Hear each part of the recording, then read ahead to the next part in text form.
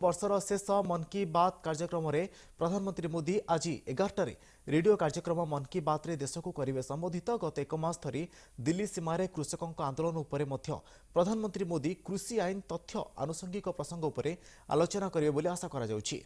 किछि राज्यर कृषक माने गत एक मास धरी दिल्ली सीमार नूतन कृषि आईन विरोध में आंदोलन करथिले। एही समय सरकार ग्रहण करथिबा प्रयास एवं पदक्षेप विषय सूचना देवा व्यतीत प्रधानमंत्री मोदी ए आईन गुड़िक उपरे निजर मतामत देवा नहीं आशा करा जाउछि।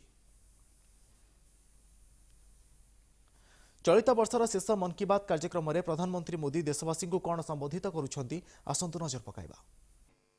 देश का नया सामर्थ्य भी पैदा हुआ।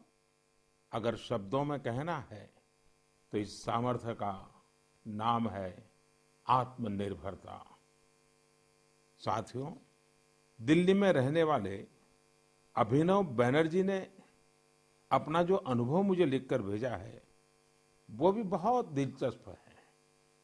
अभिनव जी को अपनी रिश्तेदारी में बच्चों को गिफ्ट देने के लिए कुछ खिलौने खरीदने थे, इसलिए वो दिल्ली की झंडेवालान मार्केट गए थे।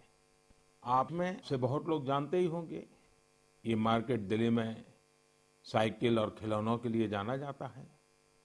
पहले वहां महंगे खिलौना का मतलब भी इंपोर्टेड खिलौने होता था और सस्ते खिलौने भी बाहर से आते थे। लेकिन अभिनव जी ने चिट्ठी में लिखा है कि अब वहां के कई दुकानदार कस्टमर्स को ये बोल बोलकर टॉयज बेच रहे हैं कि अच्छे वाला टॉय है क्योंकि ये भारत में बना है, मेड इन इंडिया है। कस्टमर्स भी इंडिया मेड टॉयज की ही मांग कर रहे हैं। यही तो है ये सोच में कितना बड़ा परिवर्तन। यह तो जीता जागता सबूत है देशवासियों की सोच में कितना बड़ा परिवर्तन आ रहा है, और वो भी एक साल के भीतर भीतर। इस परिवर्तन को आंकना आसान नहीं है। अर्थशास्त्री भी इसे अपने पैमानों पर तोल नहीं सकते।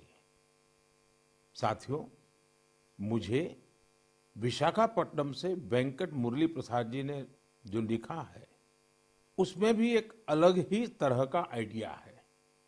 वेंकट जी ने लिखा है, मैं आपको 2021 के लिए 2021 के लिए अपना एबीसी अटैच कर रहा हूं।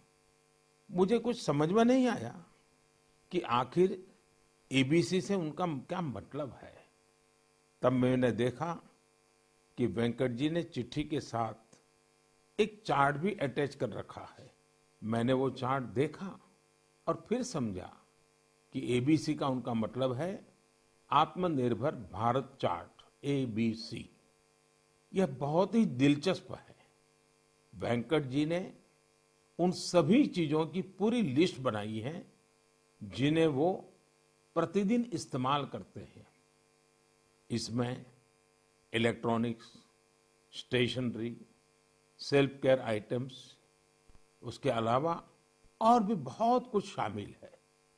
वेंकट जी ने कहा है कि हम जाने अनजाने में उन विदेशी प्रोडक्ट्स का इस्तेमाल कर रहे हैं जिनके विकल्प भारत में आसानी से उपलब्ध है।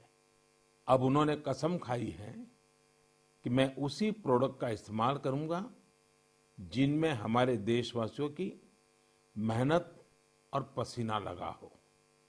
साथियों, लेकिन इसके साथ ही उन्होंने कुछ और भी ऐसा कहा है जो मुझे काफी रोचक लगा है।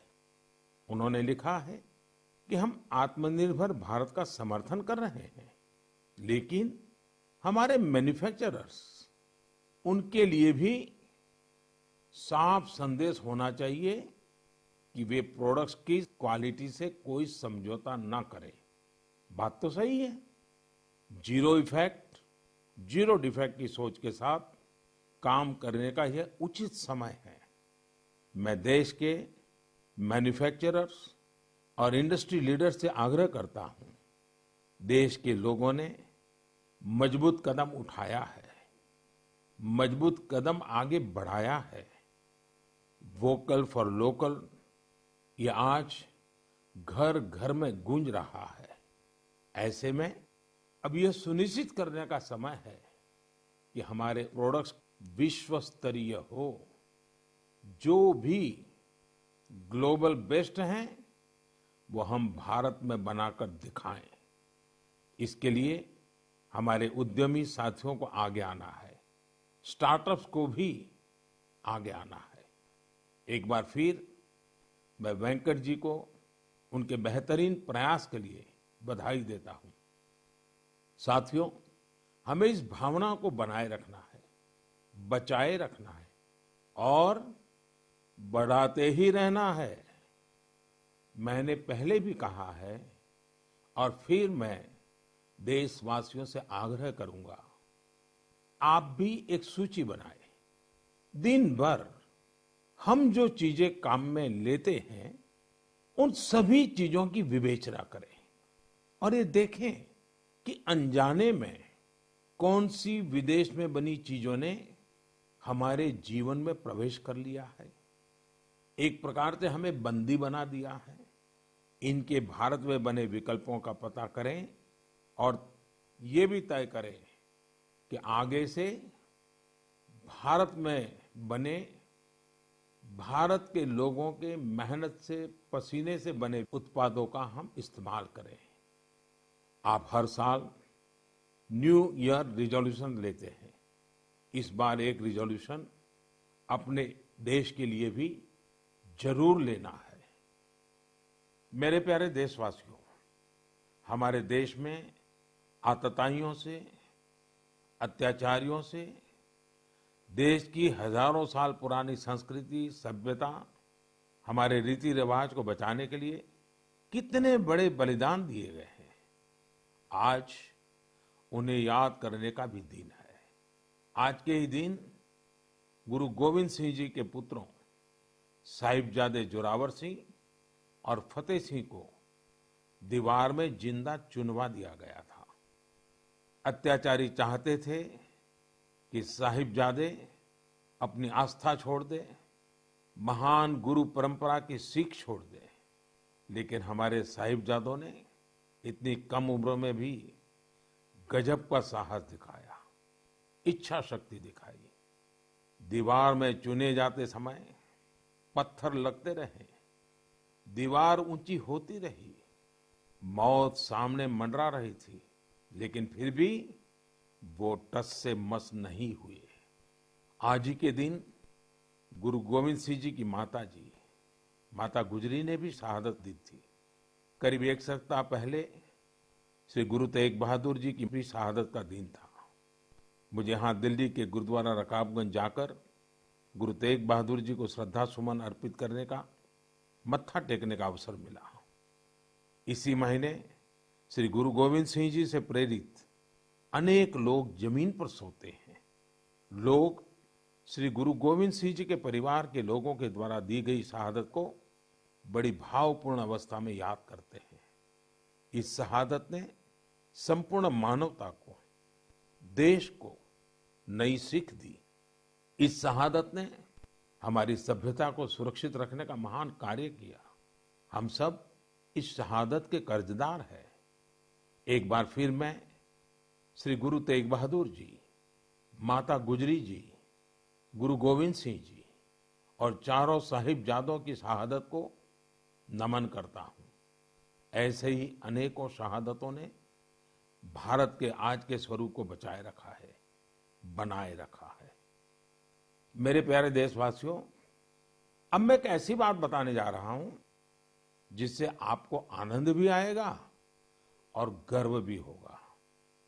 भारत में लेपर्ड्स यानी तेंदुओं की संख्या में 2014 से 2018 के बीच 60% से अधिक की बढ़ोतरी हुई है। 2014 में देश में लेपर्ड्स की संख्या लगभग 7,900 थी। वहीं 2019 में इनकी संख्या बढ़कर 12,852 हो गई। ये वही लेपर्ड्स हैं जिनके बारे में जिम कार्बेट ने कहा था, जिन लोगों ने लेपर्ड्स को प्रकृति में स्वच्छंद रूप से घूमते नहीं देखा, वो उसकी खूबसूरती की कल्पना ही नहीं कर सकते। उसके रंगों की सुंदरता और उसकी चाल की मोहकता का अंदाज नहीं लगा सकते। देश के अधिकतर राज्यों में, विशेषकर मध्य भारत में, तेंदुओं की संख्या बढ़ी है। तेंदुए की सबसे अधिक आबादी वाले राज्यों में मध्य प्रदेश, कर्नाटका और महाराष्ट्र सबसे ऊपर है। यह एक बड़ी उपलब्धि है। तेंदुए पूरी दुनिया में वर्षों से खतरों का सामना करते आ रहे हैं। दुनिया भर में उनके हैबिटेट को नुकसान हुआ है। ऐसे समय में भारत ने तेंदुए की आबादी में लगातार बढ़ोतरी कर पूरे विश्व को एक रास्ता दिखाया है। आपको इन बातों की भी जानकारी होगी कि पिछले कुछ सालों में भारत में शेरों की आबादी बढ़ी है, बाघों की संख्या में भी वृद्धि हुई है, साथ ही भारतीय वन क्षेत्र में भी इजाफा हुआ है।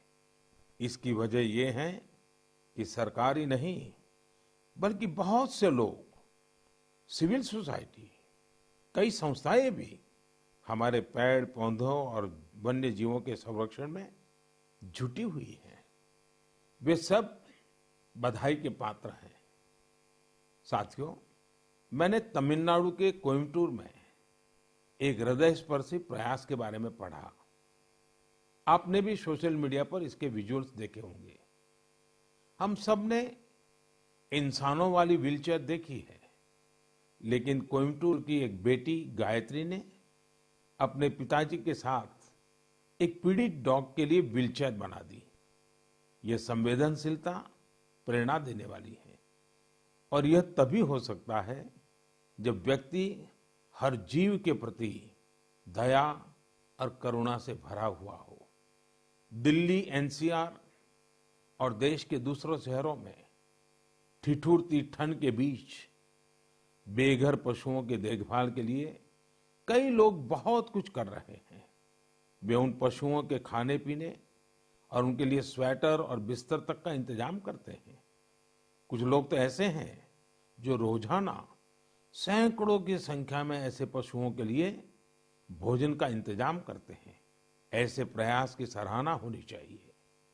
कुछ इसी प्रकार के नेक प्रयास उत्तर प्रदेश के कौशाम्बी में भी किए जा रहे हैं। वहां जेल में बंद कैदी गायों को ठंड से बचाने के लिए पुराने और फटे कंबलों से कवर बना रहे हैं। इन कंबल नमस्कार, मु शुभश्री।